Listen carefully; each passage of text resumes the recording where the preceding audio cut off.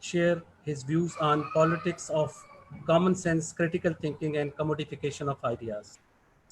Dr. Asim Sajjad. Thank you. Thank you for having me. And you know, with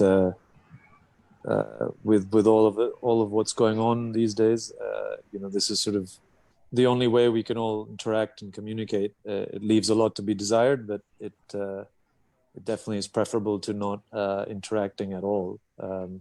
So I appreciate your efforts, and I'm glad to be able to join you and share some thoughts on, as it turns out, you know, the sort of the topic that you've given to me is pretty vast.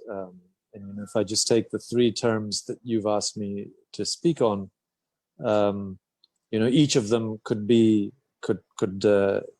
form the basis of a talk of 30 minutes on their own. So I suppose the best approach is to sort of share with you how I understand each of these three terms, and how perhaps they relate to one another. So as regards the first term, the politics of common sense, that happens to be the name of a book that I've written. And so I'll just share with you some of the basic ideas of that book, and how perhaps it can help us think about the world in which we live, and our own society in particular, Pakistani society in particular. So common sense, on the one hand, is a term that we're all sort of, many of us, you know, have sort of adopt in popular usage, in everyday parlance. But the way I use the term drew from the theoretical architecture of the Italian thinker Antonio Gramsci, who some of you will know was spent the last part of his life in fascist Italy's jails, Mussolini's jails in the interwar years. And what he was trying to understand, sitting in prison and writing what later on very famously became known as the prison notebooks, is why, quite simply, why Italian society or mass of Italy's people had turned to fascism, or had sort of, at the very least, not opposed it, and seemed to be passively consenting to fascist rule. And so basically he, you know, amongst a number of ideas and terms that he used to try and explain this phenomenon, one was common sense. And by common sense, he meant something between what he called folklore and philosophy.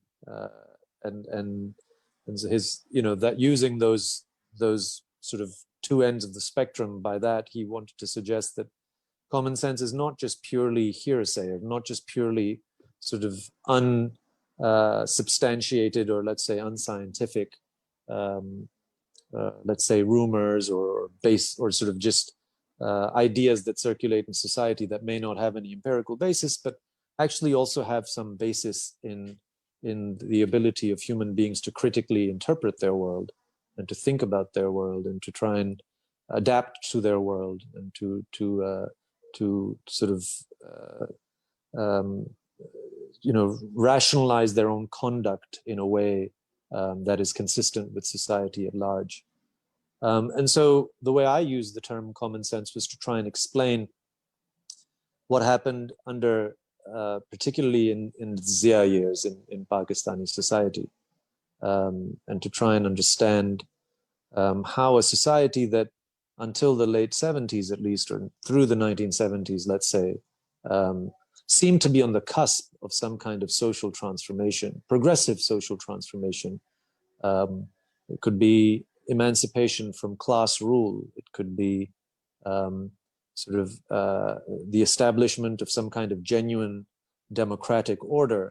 And particularly for us, that meant, you know, freeing ourselves from the dictate of the military as a Praetorian institution. It could be sort of some form of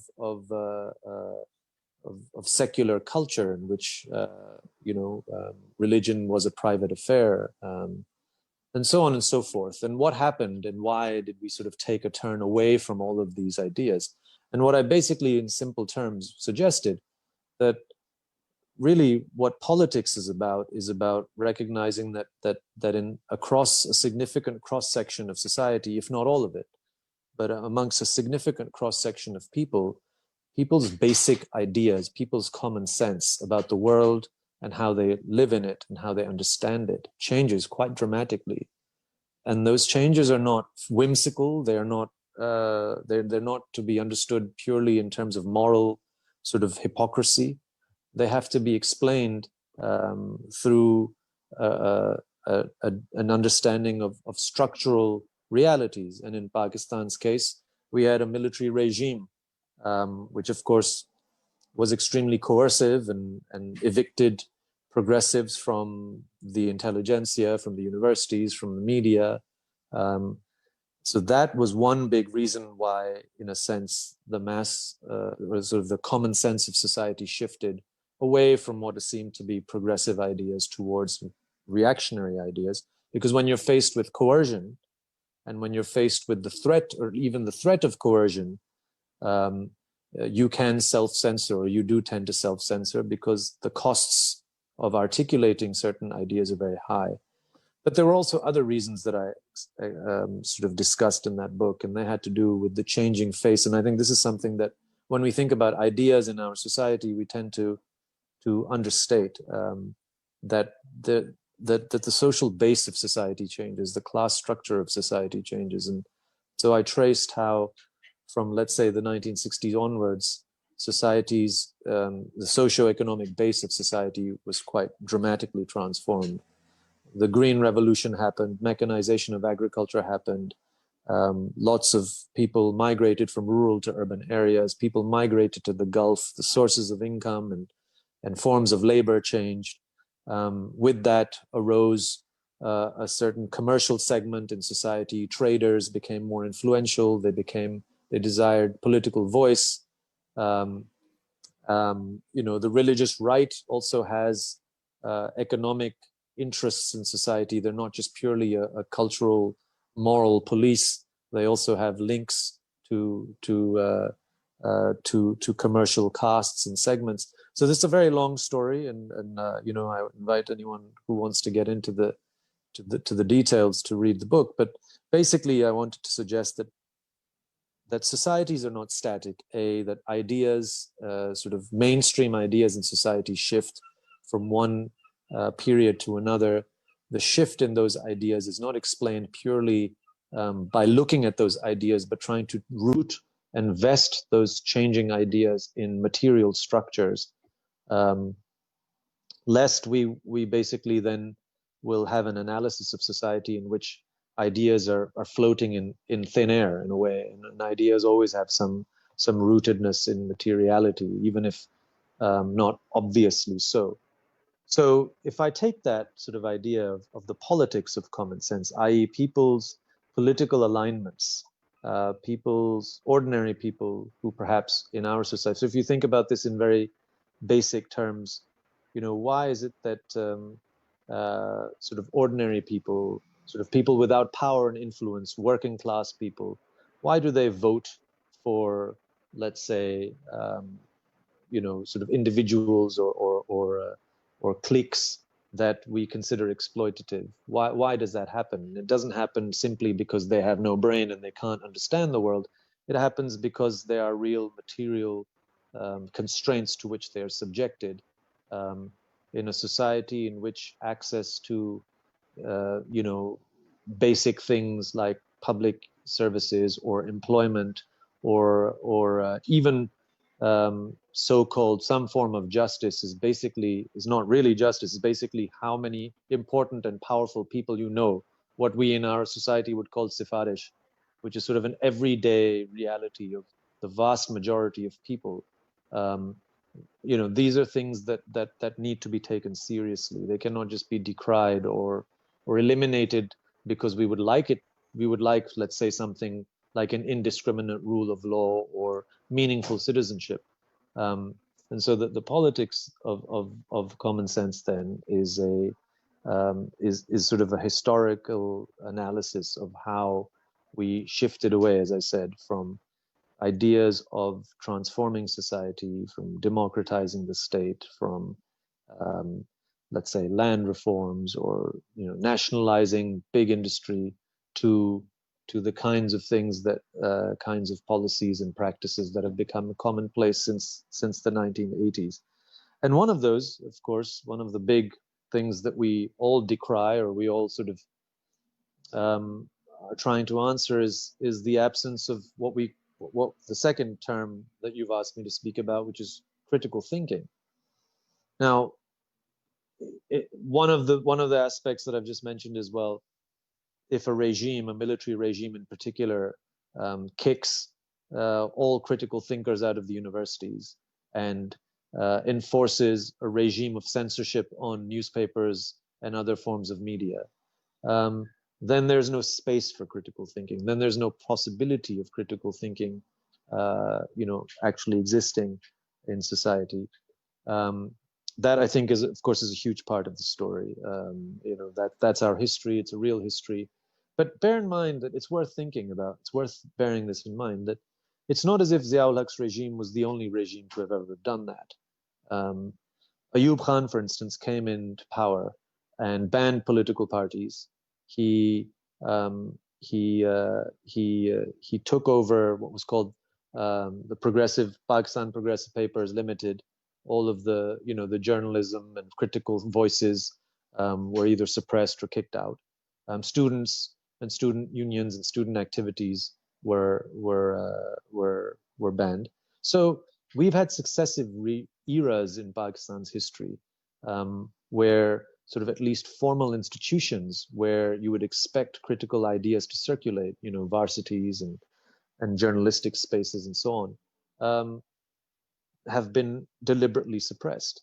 And so, again, my contention would be that what changed, perhaps substantively, well, two things. I would say two things changed. One is that we shouldn't forget that Pakistan, like any other country in the world, is subject to influences from outside of itself as well. So the 60s and 70s were a period where, internationally there was an political idiom of revolt against imperialism, against, let's say, the Vietnam War, so imperialist wars, against broadly capitalism more generally, against the social mores of patriarchy or so on, especially in the West, and the winds of change swept across the world, and Pakistan was no exception. So critical ideas were mainstream ideas.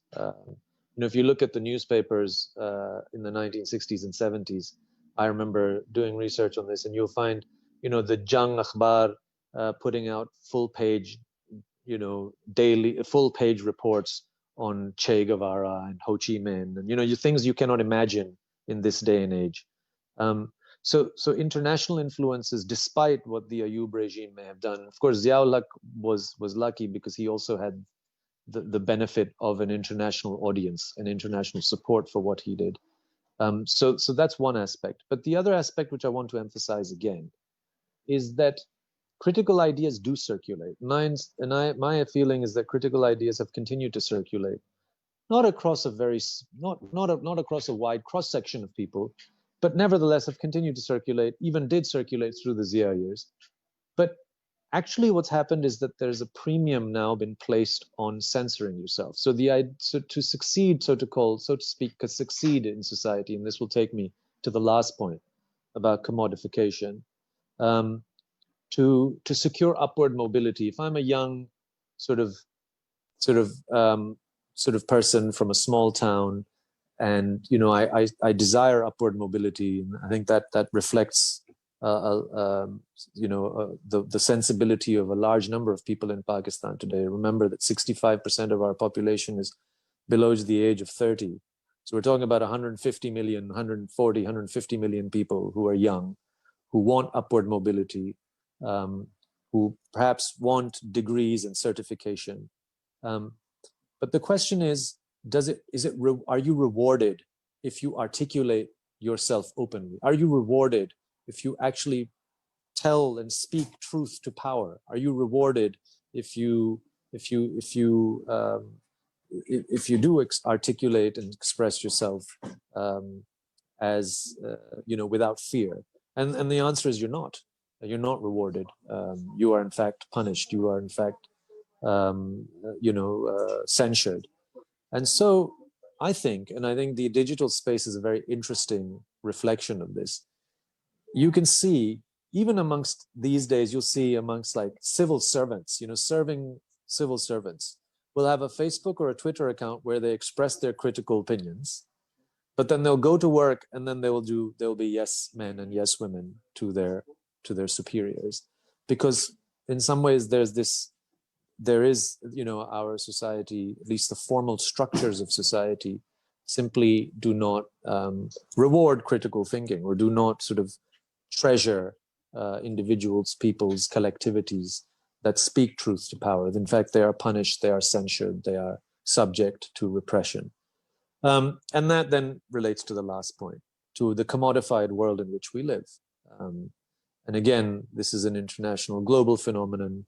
Up till the 1970s, we had grand ideas of socialism, of an anti-imperialist bloc of countries that sought freedom and equality for all nations, for freedom from class rule, and so on and so forth. And since the 1980s, all of these have become very marginal ideas. And young people in today's world, in a worst case scenario, are simply not exposed to such ideas. In a best case scenario, ask questions about the dominant ideology of, like I said, even going to school and going to university is now basically about getting a certificate, getting a degree, getting a job. It's not necessarily about what you learn, because that's the sort of, as I said, the common sense of society, where, why take a risk? Why put yourself out there? Why express critical opinions or go against the grain if you're going to get punished, or if you're actually your desire for upward mobility is going to be, it's going to be the opposite, and you're going to be punished for expressing these ideas. So we live in a commodified world, a commodified society, where the measures of success are attaining as many consumer goods as possible, and securing the good graces of powerful people, so you can in fact get more riches and become a patron to people below you in your own right. And that is that's just a simple truth. It's not just a truth in Pakistan, it's a truth across the world. As we know, however, the dream of everyone becoming sort of climbing up the social ladder and becoming a safed posh कलफ वाली शलवार कमीज पहनकर 4 mobile अपने जेब में बड़ा अफसर बनने वाली जो एक ख्वाहिश हो सकती है, यानी कि हर नौजवान की, unfortunately, well, I wouldn't say unfortunately, the truth is that everyone does not get to reach that. Everyone might have an imaginary of becoming that, but that is simply not possible. If you think about even statistics, in the last few years, some of you will have seen that 98% of young people who appear for the CSS exam fail. So the number of people who seek to become influential and powerful, and then that's just the public sector. There's no formal private sector employment. I know हमारे तालिब इल्म जो हैं MPhil degree करके वो ready लगा रहे होते हैं, and so because you have such a huge number of young people who desire upward mobility, and they have no imaginary of the world other than this very ruthless, cynical, competitive, strategic acquisition of political and economic resources, completely putting aside whatever critical ideas they have about society, not expressing them because that's not going to get them anywhere. And they all seek to climb up this mythical social ladder, but very few of them make it. And I think that this is something that's happening across the world. It's happening in the West. which of course has been the beneficiary of an uneven global order for 500 years. And even there, you know, the middle classes and the upper stratums of the working classes who were beneficiaries of this global order have seen their incomes eroded. You've seen protests. You've seen the rise or the emergence of significant dissent. I think that this is our future in our country as well, and across the board in India. Now, the problem is, and this is where I will close, the problem is that when people get frustrated, people have aspirations, and they are told, well, you know, I often have this little adage, एक छोटी सी एक आप कह लें कि एक लतीफ़ा है कि जब बच्चा छोटी उम्र से घर से भेजा जाता है स्कूल और घर वापस आता है तो बच्चे से माँ बाप पूछते हैं, ये नहीं पूछते कि तुमने सीखा क्या, and this goes all the way up to their university. बच्चे से माँ बाप ये पूछते हैं क्या तुम्हें मार्क्स क्या मिले, और साथ में ये पूछते हैं कि मार्क्स तुम्हें क्या मिले, मार्क्स दूसरों के क्या थे. So the premium is competing, to compete and to be better. And we are taught this from a very, very young age. And then if our aspirations are not met, then unfortunately the idiom of politics, I haven't had a chance to speak about this, and this wasn't really my topic for the day, but I'll close on this. The idiom of politics in our day, perhaps Pakistan में तो हम इससे वाकिफ हैं, लेकिन अब हिंदुस्तान में भी ये हो रहा है. अब मतलब दुनिया के बहुत सारे मुल्कों में हो रहा है, अमेरिका में देखें ये हो रहा है, यूरोप में देखें. The idiom of politics now is increasingly an idiom of fear and hate mongering. तो यानी कि अगर मेरी ज़रूरतें और मेरे एस्पिरेशंस पूरी नहीं होती, तो बजाय इसके कि मैं, चूंकि मेरी क्रिटिकल थिंकिंग और फैकल्टीज और मुझे बचपन से ये नहीं सिखाया गया कि कुछ तबकात भी होते हैं, कोई रियासत का एक ढांचा भी होता है, कोई तारीख भी होती है. So then what do I do in the absence of being able to explain my failure, so to speak, my inability to climb the social ladder? I turn and look for people to blame. हम तो खैर यहूद हनूद की साजिश की बातें 70 साल से करते आ रहे हैं. ये हमारे मुल्क में तो कोई पुरानी बात नहीं है. It's not an old refrain, but all over the world, you know, in India, you see Hindutva, you see in the West, you see the rise of xenophobic nationalism with Brexit and Trump as a phenomenon. And this, I fear, unfortunately, I don't think that this is there's any end to this soon. I see this worsening because, especially in our parts of the world, along with sub-Saharan Africa, South Asia has a massive, especially youthful population. They are all increasingly digitally connected. In the digital space, they're exposed to very many different kinds of ideas, but also inclusive of hateful and xenophobic ideas. Those ideas are given coherent form by contemporary political movements, you know, parties that come to power, like in our country, the PTI, but again, you could have a comparison across the world. And unfortunately, there's no easy way out of this, precisely because at least for 40 years, as we've discussed, a particular kind of common sense has become very widespread in our society, and it is now the chickens, as they say, are coming home to roost. Nevertheless, I think that at the very least, if we can historically explain where we are today, and if young people who do become disillusioned and look around and start to ask questions, do have something to turn to, do have explanations that are meaningful and substantial and are not based on hate mongering, then at least in the medium term, we are giving ourselves the prospect of responding to, you know, this contemporary hate mongering with something else. It's a long haul. You know, unfortunately, there are no quick fixes. But I often say that one of the problems with our society is that we're always on the look for a quick fix. इसीलिए तो एक बंदा आता है जो कहता है मैं पिछले वाले से ज्यादा अच्छा हूँ और वो अगला वाला उसको वही कहता है. You know, we're always looking for immediate messiahs. So, you know, either way, at least if we are able to interpret and analyze the problem, then perhaps in the medium and long term, we are a better chance of finding an appropriate solution. I'm sorry it was a bit all over the place, but given the range of subject matters that I was asked to speak about, I did my best to try and join the dots, and I hope it was useful and intelligible to all of you who listened. Thank you very much.